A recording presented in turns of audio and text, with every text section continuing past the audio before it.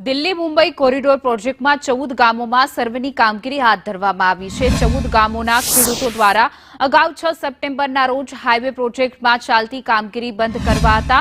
તાત્કાલિક પ્રાંત સહિત અધિકારીઓ દ્વારા સર્વે કરવાની બાહેંધરી આપવામાં આવી હતી। ત્યારબાદ 3 મહિનામાં 2 વાર સર્વેનું કામગીરી કરવામાં આવી, છતાં હજુ સુધી કોઈ નિરાકરણ ન આવતા ખેડૂતોએ કામગીરી બંધ કરાવવાની ચીમકી ઉચ્ચારી હતી।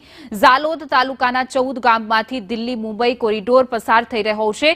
આ હાઈવેમાં જે ખેડૂતોની જમીન સંપાદન થયેલી છે તેના કરતા વધુ જમીન પર હાઈવે ઓથોરિટીએ કબજો કરતા ખેડૂતો સર્વે કરવાની માંગ કરી રહ્યા છે।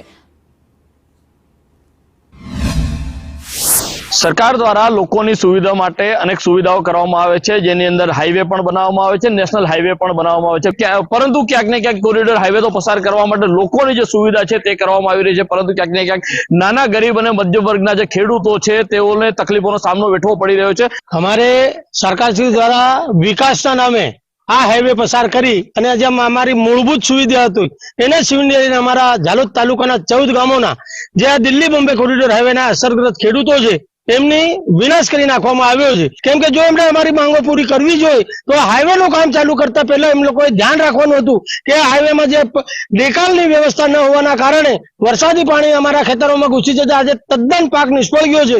રોડની બંને બાજુ 200-300 મીટર સુધી જે પણ કઈ ખેડૂતો હતા એમનો તદ્દન પાક નિષ્ફળ જતા આજે એમના પરિવારનું ગુજરાન ચલાવવું ખૂબ મુશ્કેલ બન્યું છે।